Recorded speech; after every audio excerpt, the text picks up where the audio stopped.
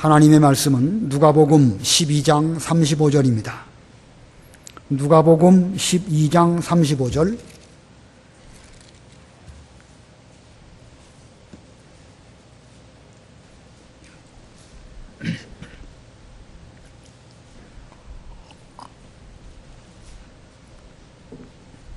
누가복음 12장 35절. 너희의 허리에 띠를 띠고 등불을 밝히고 있어라. 너희는 마치 자기 주인이 결혼잔치에서 돌아와 문을 두드리면 바로 열어주려고 기다리고 있는 사람들과 같이 되어라. 그 주인이 와서 종들이 깨어있는 것을 보면 그 종들은 복이 있다. 내가 진정으로 너희에게 말하니 그 주인이 허리를 동이고 그들을 식탁에 앉히고 곁으로 와서 그들을 시중들 것이다. 그가 제2경에나 제3경에 오더라도 그들이 이와 같이 깨어있는 것을 보면 그들은 복이 있다. 너희는 이것을 명심하여라. 집 주인이 어느 시점에 도둑이 올 줄 알았다면 자기 집이 뚫리도록 내버려 두지 않았을 것이다. 그러므로 너희도 준비하고 있어라. 너희가 생각하지도 않은 때에 인자가 올 것이기 때문이다. 그러자 베드로가 말하기를, 주님, 이 비유를 저희에게 말씀하시는 것입니까? 아니면 모든 이들에게 하시는 것입니까? 하니 주께서 말씀하셨다. 때를 따라 양식을 나누어 주도록 주인이 그 종들 위에 세울 신실하고 지혜로운 청지기가 과연 누구겠느냐?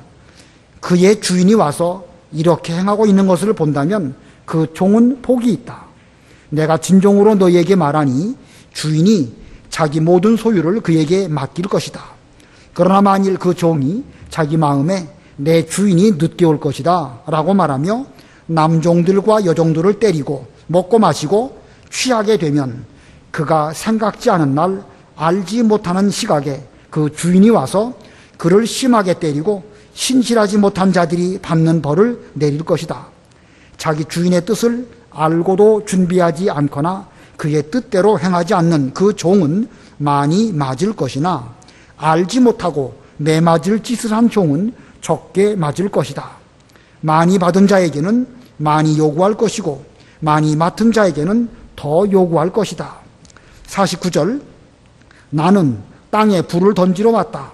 그 불이 이미 붙었다면 내가 무엇을 바라겠느냐? 그러나 내가 받을 세례가 있으니 그 일이 이루어질 때까지 내가 얼마나 답답하겠느냐?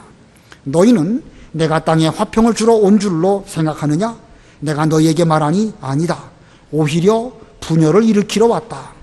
이제부터 한 집에서 5 식구가 갈라져서 셋이 둘에 대항하고 둘이 셋에 대항할 것이다. 아버지가 아들에 대항하고 아들이 아버지에 대항하여 갈라서고 어머니가 딸에 대항하고 딸이 어머니에 대항하며 시어머니가 며느리에 대항하고 며느리가 시어머니에 대항하여 갈라설 것이다. 또 예수께서 무리들에게 말씀하셨다. 너희가 구름이 서쪽에서 일어나는 것을 볼 때에는 소나기가 오겠구나 라고 말하는데 그대로 된다. 또 남풍이 불 때에는 무척 덥겠구나 라고 말하는데 그대로 된다. 위선자들아, 너희가 땅과 하늘의 현상은 분별할 줄 알면서 어찌하여 이 시대는 분별할 줄 모르느냐? 왜 너희는 옳은 것을 스스로 판단하지 못하느냐? 내가 너를 고소하는 자와 함께 행정관에게 갈 때에 너는 길에서 그와 화해하기를 힘써라. 그렇지 않으면 그가 너를 재판관에게 끌고 가서 그 재판관이 너를 교도관에게 넘겨주고 그 교도관이 너를 감옥에 던져 넣을 것이다. 내가 네게 말하니 내가 마지막 한 푼까지 다 갚기 전에는 결코 거기에서 나오지 못할 것이다. 거기까지 공동합니다. 추우신가요? 어떠신가요? 그렇게 덥진 않아요, 그죠? 좀 소리도 좀 적게 나도록 좀 소극적으로 좀 켜주세요. 소극적이라는 말이 뭔지 아시겠죠? 그렇다고 덥게 하라는 말씀 아니니까 소리 안 나고 좀 덥지는 않도록 하면서 지금 적당하니까. 오늘 본문을 보면은요, 복 있는 종이라는 말씀이 3번 나옵니다. 37절 가운데에도 깨어있는 것을 보면 그 종들은 복이 있다. 38절에도 그들은 복이 있다. 그리고 42절에도 42절인가요? 43절 거기 끝에 보면 그 종은 복이 있다. 여기 복 있는 종에 대해서 말씀하고 있습니다. 그리고 본문의 내용들은 특별히 말세에 있어서 과연 복 있는 종이 누구겠느냐라는 그런 말씀입니다. 그래서 오늘 제목은 말세에 복 있는 종, 말세에 복 있는 종이라는 제목입니다. 우리가 지금 누가복음을 배우고 있는 중인데 이 누가복음의 말씀이 어떻게 전개되고 있는가 그 문맥 흐름을 알아야 됩니다. 지금 하나님의 나라가 어떻게 세워져 가고 있는가라는 것을 쭉 말씀하고 있는데 사도들 세우시고 70문도를 세우시고 그들을 통하여 복음을 전도하게 하셨는데 예수님의 그 복음 전도가 많이 전파되어져서 이 12장에서 와서는 많은 무리들이 예수님에게로 와서 말씀을 들으려고 했는데 얼마나 많이 왔는지 발에 밟힐 정도로 많은 사람들이 왔다고 말씀하고 있습니다. 자, 그런데 예수님께서 이 12장에서 말씀하시면서 지금까지 우리가 3번에 걸쳐서 공부를 하고 있는데 첫 번째로는 바리새인들의 누룩을 조심하라. 바리새인들의 누룩을 스스로 조심하라. 이렇게 말씀하셨습니다. 그 말씀은 우리가 오늘날 바리새인은 아니지만 스스로 조심하지 않으면 우리도 그런 그 외식하는 죄에 빠질 수 있음을 먼저 말씀하셨고 두 번째로는 하나님께 대하여 부요한 자가 되어라 라는 것을 우리가 지난 시간에 배웠습니다. 그 이후 오늘 본문에서 말세에 대해서 교훈하셨습니다. 자, 지상에 세워지는 하나님의 나라, 즉 교회는 반드시 어려운 일이 있고 종말론적으로 세상 끝에 큰 환난, 대환란이 있을 것인데 그때를 잘 대비하도록 하시려고 본문의 말씀을 주셨습니다. 위기가 곧 기회다 그런 말이 있죠. 신앙적으로 우리에게 대환란이 있지만 그 대환란을 잘 준비하고 이기는 사람은 복 있는 종이 됩니다. 그러나 거꾸로 환란이라고 해서 우리가 제대로 준비하지 못한다고 하면 그 반대로 악하고 게으른 종이 될 것입니다. 여기서 말씀하시는 종, 이 종은 누구를 가리키는 것일까? 지금 예수님의 말씀을 듣고 있는 많은 무리들을 가리키는 것일까? 아니면 12제자들 혹은 제자들을 가리키는 말씀일까? 누가복음 12장 1절에 보면 많은 무리들이 모였는데 그 가운데서 특별히 제자들에게 말씀하셨다 이렇게 기록하고 있고 여기 본문 읽은 41절에 보면 베드로가 예수님의 말씀을 들으면서 주님 이 말씀을 이 많은 무리들에게 하시는 것입니까? 아니면 저희들에게 주시는 말씀입니까? 하고 물었습니다. 자, 여기 종은 바로 누구를 가리키는 것일까? 넓은 의미로 보면 모든 무리들, 모든 성도들에게 주신 말씀이지만 그 중에서도 특별히 예수님의 제자들, 또 오늘날로 말한다고 하면 목사나 전도사나 혹은 먼저 믿은 성도들, 잘 믿는 성도들, 우리들에게 주시는 말씀입니다. 아무튼 이 말씀을 오늘 내게 주시는 말씀으로 나를 종으로 불러주시고 먼저 예수 믿게 하시고 내게 주시는 말씀으로 들어야 이 말씀이 우리들에게 은혜가 될 것입니다. 마가복음 13장 37절 마가복음 13장 37절 읽어보세요. 마가복음 13장 37절 내가 너희에게 말하는 것은 모든 이들에게 말하는 것이다. 깨어 있어라. 예수님께서 말세를 말씀하시면서 내가 너희에게 하는 이 모든 말들은 모든 성도들에게 주시는 말씀이라고 말씀하시고 깨어 있어라. 말세에 대한 교훈 가운데 가장 으뜸으로 깨어 있으라 라고 마가복음에서 말씀하고 있습니다. 아무쪼록 이 말씀이 내게 주시는 말씀으로 우리가 다 받아야 우리가 이 복 있는 종, 특별히 어려운 때에도 이 말세에도 복 있는 종이 될 수가 있을 것입니다. 자, 이 말세에 복 있는 종이 되기 위해서 어떻게 해야 될 것인가? 본문 가운데에서 3가지로 말씀을 요약을 하겠습니다. 그 중에 첫 번째 주님의 재림을 준비하는 종입니다. 주님의 재림을 준비하는 종. 점점 말세로 가면 갈수록 예수님의 재림이 가까워 오는데 재림이 가까워 오면 가까워올수록 그것을 잘 준비하는 종이 될 때에 참으로 복 있는 종이 될 수가 있습니다. 자, 재림을 잘 준비하기 위해서는 2가지 소지로 오늘 본문에서 말씀하고 있는데 2가지 소지 가운데 첫 번째입니다.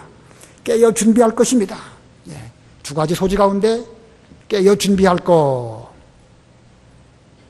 우리가 운전할 때에도요, 운전을 잘 못하는 미숙함으로 일어나는 사고보다도 스스로 잘 할 수 있다라고 생각하고 방심할 때에 혹은 졸 때에 그때 사고가 더 크게 납니다.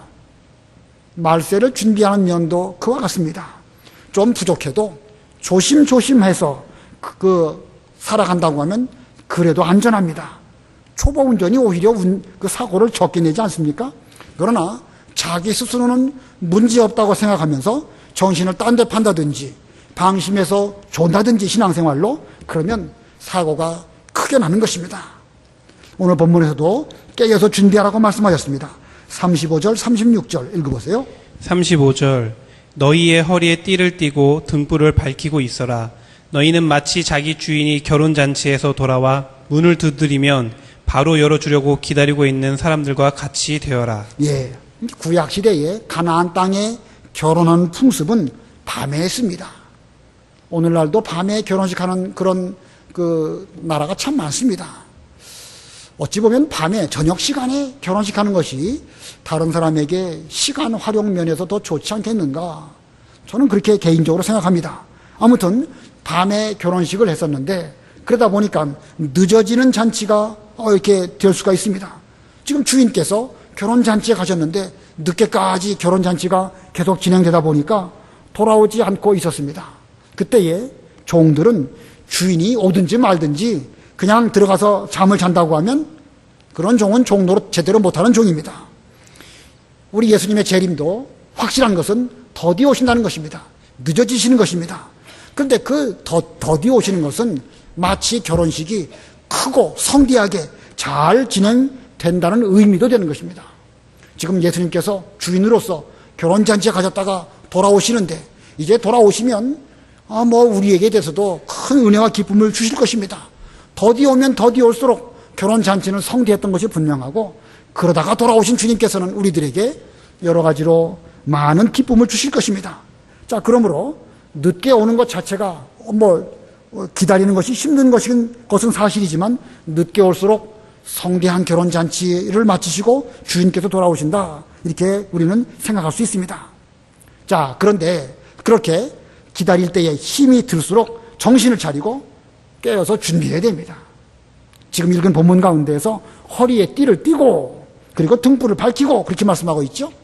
예, 우리가 더디 오시는 주인, 늦게 오시는 예수님을 기다리는데 재림을 기다릴 때에 우리는 허리에 띠를 띠고 또 등불을 준비하고 그리고 기다려야 됩니다. 허리에 띠를 띈다. 옷을 풀어 헤치는 것은 힘쓰지 않은 것이죠. 일을 하지 않은 사람은 허리띠 안 띠고도 얼마든지 그냥 넉넉 올 수 있습니다. 허리에 띠를 띈다는 것은 일하는 사람의 모습입니다. 말세로 가면 갈수록 사람들은 방심하고 사랑이 식어지고 불법이 성해지고 다 다른 곳에 마음을 빼앗기게 됩니다. 일하는 사람도 없어질 것입니다. 그러나 제대로 깨어있는 성도라고 하면 마음이 천국에 있으니까 낡아지지 아니하는 주머니를 잘 만들어서 거기에 부지런히 마음을 두고 천국의 보화를 쌓아가기 위해서 열심히 일하는 성도일 것입니다. 우리도 그런 마음가짐으로 허리에 띠를 띠는 그런 우리가 되어야 되겠고 그러면서 등불을 밝혀야 됩니다. 등불을 밝힌다. 오늘날 말세로 가면 갈수록 점점 어두워지게 될 것인데 우리의 심령이 혹시 어두워지지는 않았을까?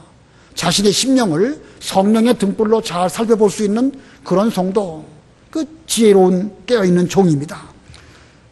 누가복음 11장 34절로 36절 읽어보세요. 34절 내 눈은 몸의 등불이니 내 눈이 좋으면 내 온몸도 밝다. 그러나 그것이 나쁘면 내 온몸도 어둡다. 그러므로 내 속에 있는 빛이 어둡지 않은지 살펴보아라. 내 온몸이 밝아서 어두운 부분이 없으면 마치 등불이 그 불빛으로 너를 비출 때처럼 온전히 밝을 것이다. 예, 밖에도 우리가 불을 켜놓으면 환화해서 모든 것을 밝히 알 수 있는 것처럼 우리의 심령 속, 우리의 내면의 신앙생활, 거기에도 성령의 등불을 켜고 구석구석 잘 살펴봐야 됩니다. 어두운 곳은 없는지 혹은 등불이 꺼져 있는 지역은 없는지 잘 살펴보는 성도가 되어져야 제대로 된 성도입니다. 신앙생활을 제대로 못하게 되면 내가 지금 불이 꺼져가고 있음에도 불구하고 꺼져 있는지 켜져 있는지 흑암 가운데 행하면서도 지금 내가 지금 넘어졌는지 서 있는지도 모르는 가운데에서 점점 죄악 가운데 빠져 들어가는 것이 이게 그 말세를 만난 성도의 모습입니다. 예수님의 초림 때에도 비슷한 상황이었죠. 예수님의 초림 때에 예수님이 베들레헴에 탄생하신 것을 드러내기 위해서 하늘의 계시가 나타나서 예언대로 그 별이 나타났습니다.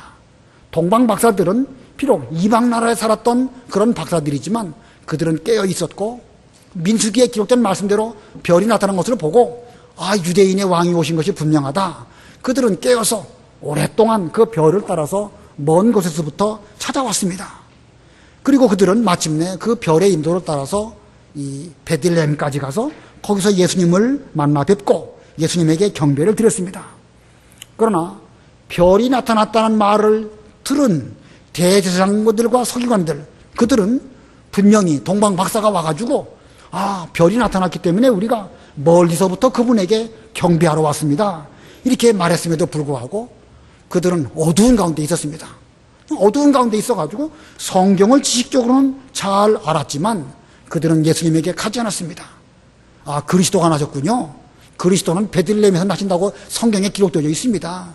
대답은 잘했지만 정작 그들은 어두운 가운데 있었기 때문에 예수님께 찾아가지도 않았고 경배드리지도 않다가 결국은 예수님을 죽이는 그런 일에 가담하는 그런 그 길을 걸어가고 말았던 것입니다. 자, 이것이 마음의 등불이 어두워져 있는 상태입니다. 이게 예수님의 초림 때만 그런 것이 아니고 또 앞으로 말세에도 그런 일이 나타나게 될 것인데, 그런 일이 나타날 것도 나타날 것이지만 오늘날 우리는 어떠할까? 내 심령이 지금 밝은 가운데서 모든 것을 바로 분별하고 명쾌하게 성령의 감동을 따라서 제대로 알고 있는가? 아니면 어두운 가운데 있어서 이것이 지금 어두운 가운데 내가 넘어져 있는 것인지 서 있는 것인지 그것도 분별 못하고 있는 그 대제사장들, 서기관들과 같지 않은가? 우리는 지금 어디에 속한 사람인가? 자신의 모습을 잘 살펴봐야 됩니다. 깨어있는 종에게는 복이 있다고 주께서 말씀하셨습니다. 본문에 37, 38 읽어보세요. 37절. 그 주인이 와서 종들이 깨어있는 것을 보면 그 종들은 복이 있다. 내가 진정으로 너에게 말하니 그 주인이 허리를 동이고 그들을 식탁에 앉히고 곁으로 와서 그들을 시중들 것이다.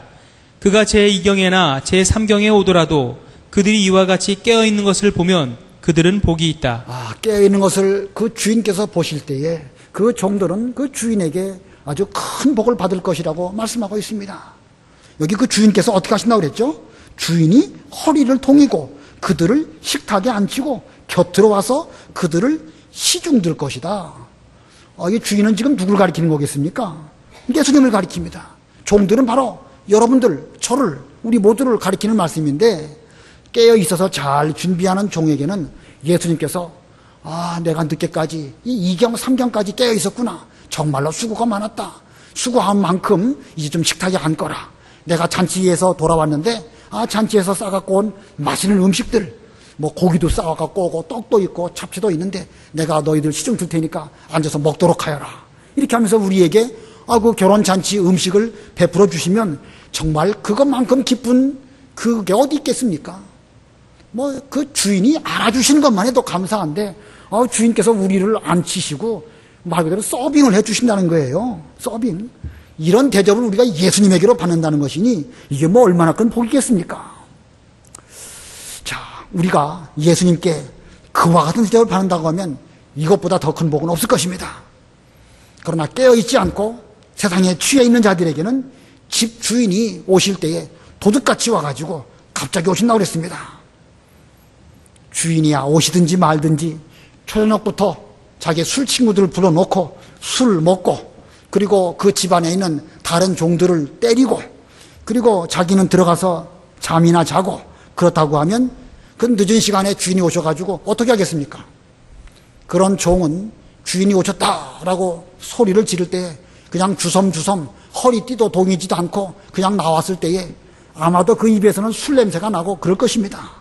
그러면 그런 종은 엄한 벌 가운데 처한다고 그랬습니다. 복은 고사하고 엄한 벌을 받는다고 말씀하셨습니다. 본문 39절 40절 읽어보세요. 39절 너희는 이것을 명심하여라. 집주인이 어느 시점에 도둑이 올 줄 알았다면 자기 집이 뚫리도록 내버려 두지 않았을 것이다. 그러므로 너희도 준비하고 있어라. 너희가 생각하지도 않은 때에 인자가 올 것이기 때문이다. 예, 여기 집주인 바로 예수님이시고 그 집은 교회입니다. 그리고 교회를 맡고 있는 종들, 우리들이죠. 자, 그런데 준비하고 있는 자에게는 주인께서 더디 오셔요. 기다리고 깨어있으니까 계속 기다립니다. 그러나 준비하지 않고 술 먹고 정신 못 차리고 있는 사람은, 잠자는 사람, 뭐 초저녁부터 잠자다가 잠깐 일어났더니 2경 3경 되었는데 갑자기 주인이 오셨다, 어서 나와서 영접하여라, 이렇게 말을 들을 때에는 정말로 도둑같이 오시는 주님이라고 성경은 말씀하고 있습니다. 아무쪼록 현재 우리들은 깨어있는가, 아니면 졸며 잠자고 술 먹고 세상에 취해져 있는가, 마음을 다 세상에 빼앗기고 믿는 일에는 관심이 없는가. 근데 문제는요, 졸며 잠자는 사람은 자기가 졸며 잠자는 자체를 모른다는 사실이 문제입니다.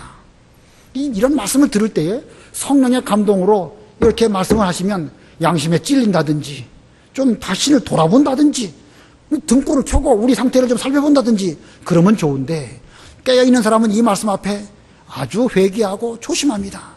그러나 깨어있지 않은 사람은 아무리 말해 주어도 모른다는 사실이 정말로 무서운 것입니다. 아무쪼록 이 시간에도 이 적은 소리로, 세미한 음성으로 우리들에게 이 말씀을 통하여 말씀해 주실 때에 우리는 자신의 모습을 잘 살펴볼 수 있는 저와 여러분이 되어야 될 것입니다. 그래서 허리에 띠를 띠고 등불을 밝히고 좀 더디 오신다 할지라도 끝까지 잘 기다리면 주인이 우리를 알아주시고 복 있는 종이 될 것이고, 예수님이 우리를 위로해 주시고 오히려 우리에게 모든 눈물을 닦아주시고 수종 들어주신다고 하셨으니까 이게 얼마나 큰 복이겠습니까? 우리는 이런 복을 받는 우리 모두들이 되어야 되겠습니다. 그럼 두 번째 소지, 재림을 준비하는 종의 두 번째 소지는요, 청지기로서 일할 것입니다. 화면에는 청지기로 살 것 그랬는데 일할 것이라고 표현하는 것이 더 좋을 것 같습니다. 청지기로서 일할 것. 본문 41절 한번 읽어보세요. 41절 그러자 베드로가 말하기를 주님, 이 비유를 저희에게 말씀하시는 것입니까? 아니면 모든 이들에게 하시는 것입니까? 아니. 예, 이 말씀을 듣는 베드로, 지금 수없이 많은 사람들 가운데서 제자들이 지금 이 말씀을 듣고 있습니다. 근데 베드로가 그 말씀을 들으면서 이 말씀이 우리 12사도에게 주시는 말씀일까? 아니면 온 무리들에게 주시는 말씀일까? 궁금해가지고 여쭤보았습니다. 자, 그랬더니 예수님께서 답을 하십니다. 42절로 44절 우리가 잘 읽으시면서 누구에게 특별히 주시는 말씀일지 한번 답을 살펴보시기 바랍니다. 42절로 44절 다 같이 시작. 주께서 말씀하셨다. 때를 따라 양식을 나누어 주도록 주인이 그 종들 위에 세울 신실하고 지혜로운 청지기가 과연 누구겠느냐? 그의 주인이 와서 이렇게 행하고 있는 것을 본다면 그 종은 복이 있다. 내가 진정으로 너희에게 말하니 주인이 자기 모든 소유를 그에게 맡길 것이다. 자, 지금 예수님께서 하시는 말씀, 물론 모든 사람들에게 하시는 말씀이긴 하겠지만 특별히 누구에게 주시는 말씀이겠죠? 제자입니까? 많은 무리들입니까? 제자. 예, 누가 말했는지 제자가 맞습니다. 제자. 때를 따라 양식을 나누어 주도록 주인이 그 종들 위에 세울 신실하고 지혜로운 청지기. 청지기. 바로 제자들입니다. 오늘날로 말한다고 하면 먼저는 목사이고 가르치는 위치에 계신 분들이고 또 여러분들하고도 상관이 있습니다. 이 가운데 구역장이든지 주락의 교사들이든지 혹은 부모님이라든지 이런 분들은 우리 모두가 다 우리의 식구들에게 이 하나님의 말씀을 잘 가르칠 그런 위치에 있습니다. 이 가르치는 하나님의 종들은 때를 따라서 양식을 잘 나누어 주도록 우리 주인께서 우리를 종들 위에 세우셨는데, 우리를 세우실 때에 청지기를 세우셨고 그리고 신실하고 지혜로운 청지기가 되기를 원하셔서 이렇게 세우셨습니다. 자, 예수님께서는 예수님의 제자들을 청지기로 비유하셨습니다. 청지기. 오늘날 먼저 목사나 넓은 의미로는 먼저 믿는 성도입니다. 여기서 말하는 종은 그럼 누구겠죠? 집 식구들, 집 식구들, 종들 누굽니까? 교회에 또 믿음이 연약한 성도들이든지 뭐 일반적인 모든 무리들. 양식은 뭘 가리킬까요? 하나님 말씀이겠죠? 예, 이 청지기로서 말씀을 전하는 자는 때를 따라 양식을 잘 나눠줘야 됩니다. 이 주부들이 가장 힘든 것이 때를 따라서 좋은 영양식으로 잘 먹이는 거 여간 힘들지 않지요? 예. 밖에 나가서 음식 사 먹으려고 하면 정말 어렵습니다. 뭘 먹을까? 아마 주부들의 고민도 그럴 것 같은데 말씀을 전하는 이 말씀의 종들, 예, 목사나 전도사님들이나 우리 부교육자들 주일날 무슨 말씀을 드려야 될까? 그거 정말로 큰 고민입니다. 어느 말씀, 어느 본문 그것만 정하면은요 거의 반은 준비한 거예요. 근데 그 때를 따라서 시기에 적절한 말씀을 줘야 되겠는데 그 적절한 말씀을 전한다는 것이 쉽지가 않아요. 지금 교회가 어떤 가운데 있는가? 지금 성도들은 어떤 어려운 가운데 있는가? 이걸 잘 살펴서 때를 따라서 곡식과 채소와 고기와 이런 것들을 잘해서 맛있는 요리를 해서 성도들에게 배불리 건강하도록 잘 먹이는 이 일, 이게 쉽지가 않습니다. 자, 그런데 그 일을 하도록 하기 위해서 여기 신실하고 지혜로운 청지기로 세우셨다. 이 제자들을 두고 하신 말씀입니다. 이 청지기 정신이 아주 중요해요. 청지기라는 것은 주인은 아니지만 주인과 같은 심정으로 자기에게 맡기신 그 일들을 전적으로 열심히 일하는 그런 사람이 청지기입니다. 주인은 아니에요. 주인께서 그 청지기를 세우셨는데 주인은 아니지만 주인과 같은 정신으로 자기에게 맡기신 일들에 전심전력하는 정신, 이것이 바로 청지기 정신입니다. 그러므로 그 청지기는 그 모든 것들을 절대로 자기 것으로 삼으면 안 됩니다. 자기 것으로 삼는다고 하는 것은 그건 도둑질하는 것이죠. 주인의 것이지 자기 것이 아닙니다. 그러나 자기의 것이 아니라고 해서 소홀히 하든지 쉬엄쉬엄 한다고 하면 그건 지혜롭고 신실한 청지기라고 할 수가 없습니다. 이 청지기 정신이 정말로 중요한데 저는 우리들이 먼저 그런 정신을 가져야 될 것이고 이 공과 공부를 우리 자녀들에게, 학생들에게 가르칠 때에도 이 청지기 정신이 무엇인지를 좀 똑바로 가르치는 것이 중요합니다. 자, 이 주인을 생각하는 그런 사람은 절대로 게을리할 수 없습니다. 우리 주일학교 학생들이 공부를 하는데 이 공부는 나를 위해서 공부하는 것이다. 생각을 그렇게 한다고 하면은요, 열심히 일할 수 없습니다. 하다가 잘 안 되면 나를 위해서 하는 것이니까 뭐 내가 소홀히 한 것만큼 내가 덜 먹으면 되는 것이지 이렇게 생각하고 게을러질 수 있습니다.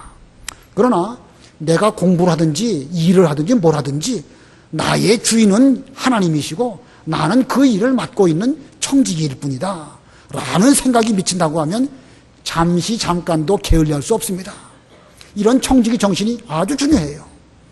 왜 그 기업체에서도 그 전문 경영인을 세우지요? 그 회사를 잘 돌아가게 하기 위해서는요, 그 오너, 그 주인이 하기보다는 청지기로 그 전문 경영인을 세워서 그 사업을 하게 하면 그 전문 경영인은 정신 차리고 잠시도 방심하지 않고 열심히 일합니다. 마찬가지입니다. 우리 인생이 하나님으로 말미암아 우리에게 주어진 삶이다. 이 삶은 주인은 하나님이시고 나는 얼마 동안 맡아서 이 일을 관리하는 청지기일 뿐이다 라고 생각하는 사람은 정신 바짝 차리고 일할 수밖에 없을 것입니다. 자, 그러므로 우리 학생들에게도 이 청지기 정신을 따라서 주인을 위해서 열심히 일하는, 잠시도 게으르지 않는 이런 사람들이 되도록 잘 가르치는 그런 공부, 성경 공부가 돼야 되겠습니다. 이 청지기, 여러분 청지기를 영어로 뭐라고 하는지 아세요? 청지기를 영어로 뭐라고 합니까? 그 비행기 안에서 일하는 승무원은 뭐라고 하죠? 남자 승무원? 스튜어드. 여승무원은 뭐라고 하죠? 스튜어디스. 예, 스튜어드. 청지기라는 말이고 여자 청지기 스튜어디스라고 말을 합니다. 제가 오래전에 독일 비행기 루프트한자를 탄 적이 있었는데 그 독일 비행기에 그 일하는 스튜어디스가요, 뭐 원래 게르만 민족이니까 그 기골이 장대합니다. 휘적휘적 하면서 왔다 갔다 하면서 일을 하는데 아마 시간 맞춰서 딱딱딱 양식을 잘 나누어 주는데 얼마나 효율적으로 잘하는지 몰라요. 그래서 참 일 잘한다 하고 제 눈으로 봤습니다. 물론 우리나라 그 대한항공이나 아시아나도 아주 좋은 비행기입니다. 근데 980년대 그 우리나라 그 항공기 스튜어디스들은 예쁜 사람 뽑기는 뽑는데 숫자가 많아요, 보니까. 그래서 어느 한 부분을 맡아도 그 독일 그 승무원들은 혼자서 여러 지역을 잘하던데 우리나라 승무원들은 그만큼 비교해 볼 때 효율적이지는 않은 것 같았다. 전에 그런 생각을 했던 것입니다. 자, 이 스튜어디스, 청지기, 제대로 일하는 청지기 하나 잘 들여오면 때를 따라서 그 일들을 척척 잘 맡아서 양식도 나누어주고 어려운 일도 잘 돌보아주는 그런 사람이 될 것입니다. 오늘날 우리가, 여러분들이, 여기 여자분들은 스튜어디스고 남자분들은 스튜어드입니다. 다 청지기예요. 주인이신 예수님께서 우리에게 맡기신 이 집 사람들에게 얼마나 때를 따라서 잘 나눠주느냐, 이것이 우리들이 해야 할 일인 것입니다. 청지기 정신이 확실한 사람은 그 일을 잘할 것입니다. 신실하고 지혜로운 청지기 되어서 주인께서 돌아오시면은 우리가 잘하는 걸 볼 때에, 아, 내가 작은 일에 충성했으니까 큰 거 맡겨주시겠다, 이렇게 말씀하실 것입니다. 자, 작은 일에 충성하면 큰 거 주신다고 그랬죠? 여기 자기의 모든 소유를 맡기신다고 그랬습니다. 44절에 보면 내가 진정으로 너희에게 말하니 주인이 자기 모든 소유를 그에게 맡길 것이다. 작은 일에 충성했으니까 우리 주인께서 더 큰 일, 주님의 모든 일들을 맡겨주실 것입니다.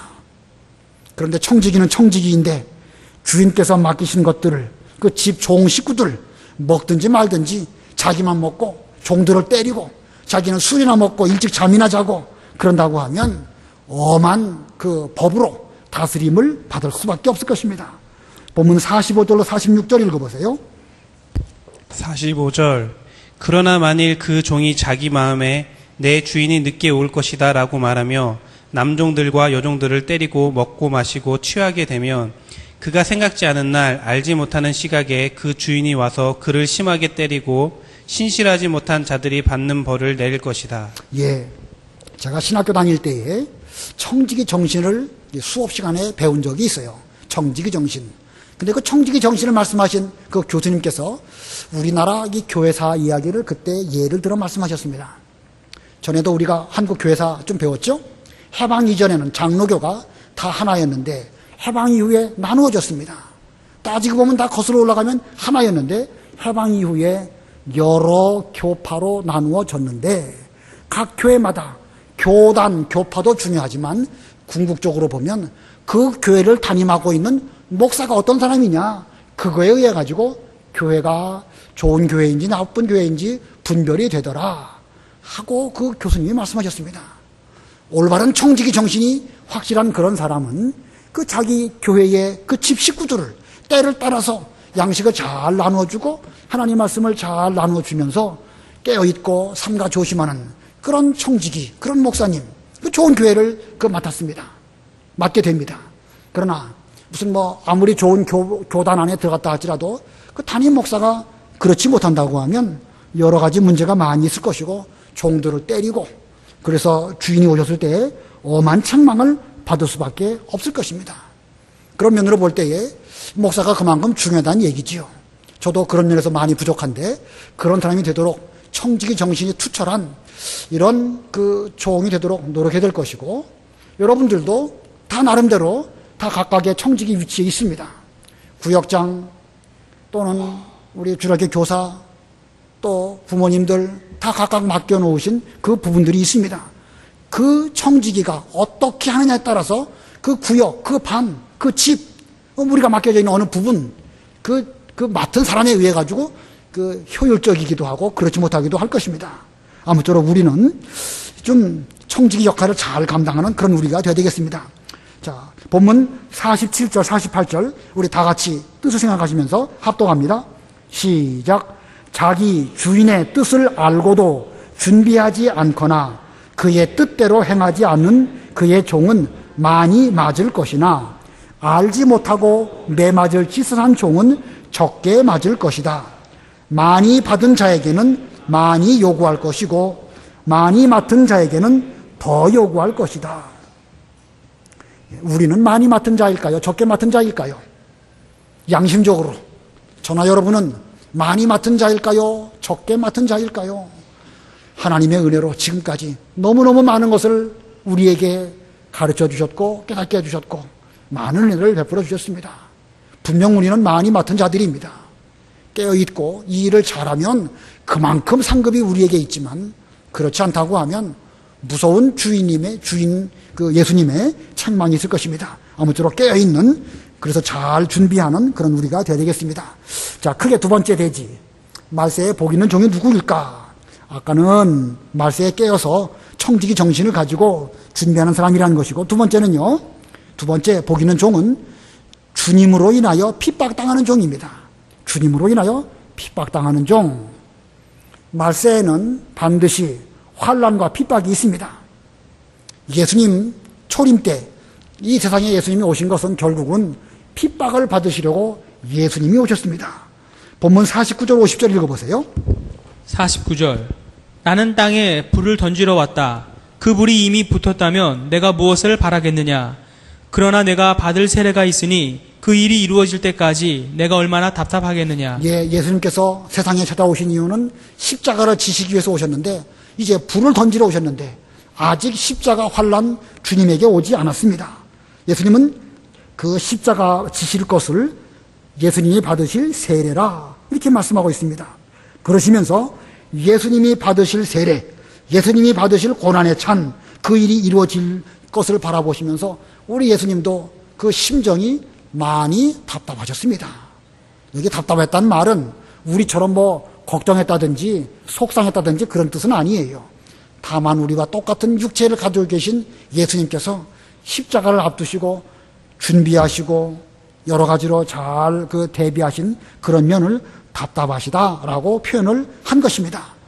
자, 이렇게 예수님께서 이 땅에 계시는 동안에 그 십자가를 통하여 핍박을 받으셨는데, 그 십자가 사건을 시작으로 이제 본격적으로 우리 예수 믿는 성도들에게 핍박이 오는데, 말세로 가면 갈수록 그 핍박은 더 심해질 것입니다. 본문 51절로 53절 읽어보세요. 51절. 너희는 내가 땅에 화평을 주러 온 줄로 생각하느냐? 내가 너희에게 말하니 아니다. 오히려 분열을 일으키러 왔다. 이제부터 한 집에서 5 식구가 갈라져서 셋이 둘에 대항하고 둘이 셋에 대항할 것이다. 아버지가 아들에 대항하고 아들이 아버지에 대항하여 갈라서고, 어머니가 딸에 대항하고 딸이 어머니에 대항하며, 시어머니가 며느리에 대항하고 며느리가 시어머니에 대항하여 갈라설 것이다. 이제부터 52절에 그랬죠. 이제부터 예수님의 십자가 사건, 복음을 이 땅에 전파하시기 시작한 그 사건부터 핍박도 동시에 시작됩니다. 그러므로 우리는 이 핍박을 당할 때에, 자, 예수님 때문에 내가 핍박을 당하는구나 라고 깨달아야 되는 것이고, 또 예수님도 우리와 똑같이 핍박을 당하셨구나 라고 생각해야 됩니다. 자, 예수님 때문에 내가 핍박을 당하는구나, 예수님도 우리와 똑같이 핍박을 당하셨구나, 그래서 예수님께 대해서 종으로 하나님에 대하여 아들로서 예수님께서 그렇게 충성하신 것처럼 우리도 이 핍박을 당할 때에 충성된 종으로서 핍박을 잘 당해야 되겠다, 이런 마음으로 우리는 먹어야 됩니다. 핍박이 올 때에 예수 믿는다고 하면 복 주신다고 그랬는데 왜 이런 고난이 왔느냐, 이렇게 생각하실 것이 아니라, 이 복을 주시려고 주께서 고난 당하셨다고 하면 우리도 고난 당하는 것이 마땅합니다. 주께서 어려운 일을 겪으신 것처럼 저도 주님을 본받아서 그 길을 잘 걸어가겠습니다. 이렇게 마음가짐을 잘 잡수시고 핍박을 잘 당하는 그런 모든 종들이 되어야 되겠습니다. 그 다음에 세 번째 대지로, 말세에 복 있는 종, 세 번째, 시대를 분별하는 종입니다. 시대를 분별하는 종. 시대를 분별하는 종. 옛날부터 이 천기, 이 날씨를 잘 분별하는 것은 아주 지혜로운 사람들이 이 천기를 분별했습니다. 삼국지에 보면 제갈공명이 동남풍을 부른다 그런 내용 나오죠. 제갈공명이 무슨 그가 산에 올라가고 기도했더니 방향이 바뀌었다, 그게 아니고 평소에 제갈공명은 이 천기를 잘 연구했습니다. 겨울 되면 북서풍이 불어오다가 이게 따뜻한 날씨가 되면 바람 방향이 바뀌거든요. 언제 바람 방향이 바뀔까? 언제 바뀔까요? 우리나라로 친다고 언제쯤 그 방향이 바뀔까요? 한 4월달이나 5월달이나 날씨가 바뀔 때 바람 방향도 바뀌는 것입니다. 제갈공명은 똑똑하기 때문에 그 천기를 잘 연구하다가 요때쯤 되면 바람 방향이 바뀐다라고 계산을 하고 그리고 이제 작전을 짜가지고 자기가 산에 올라가고 기도하면 이제 곧 바람이 바뀔 줄 알고 그렇게 나름대로는 쇼를 했는데 그게 바람이 바뀐 것처럼 보여진 것이지요. 자, 오늘날도 이 천기 잘 연구하는 사람, 지혜로운 사람들입니다. 자, 그러면 오늘날도 이렇게 지혜로운 사람들은 매일매일 일기예보에는 관심이 많이 있으면서 이 시대의 변화, 말세로 가면 갈수록 악이 무성해지고 사랑이 식어가는 이런 시대의 변화에 대해서 우리가 둔감하다고 하면 그 사람은 지혜로운 종이라고 말할 수가 없습니다. 본문 54절로 56절 읽어보세요. 54절. 또 예수께서 무리들에게 말씀하셨다. 너희가 구름이 서쪽에서 일어나는 것을 볼 때에는 소나기가 오겠구나 라고 말하는데 그대로 된다. 또 남풍이 불 때에는 무척 덥겠구나 라고 말하는데 그대로 된다. 위선자들아, 너희가 땅과 하늘의 현상은 분별할 줄 알면서 어찌하여 이 시대는 분별할 줄 모르느냐. 예, 이 가나안 그 땅은 서쪽에서 바람이 불면 지중해 쪽에서 바람이 불어오는 것이기 때문에 습기가 많아서 비가 옵니다. 남쪽은 광야 지역, 사막 지역이기 때문에 남풍이 불면 몹시 덥습니다. 이와 같이 그 당시의 사람들을, 지혜로운 사람들은 그런 정도는 어느 정도 알고 있었습니다. 자, 그런데 그런 천기, 일기에 대해서는 잘 알면서 시대를 분별하지 못하면서도 똑똑한 척하는 그런 사람들을 예수님께서는 위선자라고 말씀하고 있습니다. 위선자. 그러시면서 왜 57절 우리 다 같이 합독하겠습니다. 57절 시작. 왜 너희는 옳은 것을 스스로 판단하지 못하느냐. 예, 왜 너희는 옳은 것을 스스로 판단하지 못하느냐. 보면 뻔히 알 수 있는 것인데 왜 그걸 못하느냐. 지금 예수님께서 얼마나 답답하시면 이렇게 안타까운 심정으로 외치고 계시겠습니까? 이런 예수님의 안타까운 외치심이 오늘날 우리에게로 향하는 것인지 아닌지 우리는 잘 살펴봐야 됩니다. 너무나 뻔한 일인데도 불구하고 그걸 깨닫지도 못하고 어리석은 가운데 있다고 하면 왜 너희는 옳은 것을 스스로 판단하지 못하느냐. 우리를 두고 지금 주님께서 외치고 안타까워하시는 그런 외침일 것입니다. 아무쪼록 우리 주님의 마음을 좀 시원케 드리기 위해서 좀 옳은 것을 제대로 분별하고 시대를 분별할 수 있는 그런 우리가 되어야 됩니다. 이 말세로 가면 갈수록 사람들은 다 스스로 지혜 있는 줄 알면서도 옳고 그른 것을 스스로 판단하지 못해가지고 끝까지 고집 피우다가 악한 길, 망하는 길, 주님에게 책망받는 그런 길로 갈 사람들이 많을 것입니다. 끝까지 회개하지 아니하고 돌이키지 않고 그 길로 걸어간다고 하면 마지막에 가가지고 그 죄 행한 대로 하나도 남김없이 다 죄값을 받을 것이다. 이렇게 주께서 말씀하십니다. 58절, 59절 읽어보세요. 58절. 내가 너를 고소하는 자와 함께 행정관에게 갈 때에 너는 길에서 그와 화해하기를 힘써라. 그렇지 않으면 그가 너를 재판관에게 끌고 가서 그 재판관이 너를 교도관에게 넘겨주고 그 교도관이 너를 감옥에 던져 넣을 것이다. 내가 내게 말하니 내가 마지막 한 푼까지 다 갚기 전에는 결코 거기에서 나오지 못할 것이다. 예, 우리의 주인이신 예수님이 재림하시게 되면 우리 모두가 다 재판 앞에 재판자이신 예수님 앞에 서게 될 것입니다. 서게 될 때 누가 우리를 고소하겠죠? 율법이 고소하고 양심이 고소하고 하나님 말씀이 고소하면 재판관이 우리를 그 말씀에 달아보고 너는 이러이러한 죄를 지었다 하면서 죄값을 받을 수밖에 없습니다. 물론 우리의 모든 죄, 믿는 성도의 모든 죄는 다 용서를 받았습니다. 그러나 행한 대로 상급을 받느냐 못 받느냐 하는 그런 모든 면에서는 예수님의 그 공심판과 사심판에 우리는 받게 될 터인데 그때에 우리가 죄 지은 것이라고 하면 거기에 대해서 하나도 남김없이 다 찾아내서 그 엄하신 재판을 받을 것을 말씀하였습니다. 또 거꾸로 우리가 수고를 잘하고 착하고 충성된 종으로서 그 일을 수고했다고 하면 예수님이 다 알아주십니다. 수고 많았다. 여기 앉아라. 얼마나 늦게까지 기다리느라고 고생 많았느냐. 우리 주님께서 친히 띠띠고 우리를 수종 들어주신다고 하셨습니다. 우리 모두는 그와 같은 자리에 나아갈지언정 끝까지 돌이키지 않고 분별하지 못하고 죄 짓다가 예수님 앞에 엄한 책망받는 그런 자리에는 나가지 않는 정말로 복 있는 모든 종들이 다 되어야 되겠습니다. 오늘 복 있는 종, 재림을 준비하는 종, 그리고 핍박당하는 종, 시대를 분별하는 종 이렇게 말씀드렸는데 그 중에 첫 번째가 중요해요. 깨어있는 그런 깨어서 준비하는 종, 청지기 정신을 가지고 일하는 사람, 요 면을 특별히 강조해서 학생들에게 잘 가르치시기를 바랍니다. 기도하겠습니다.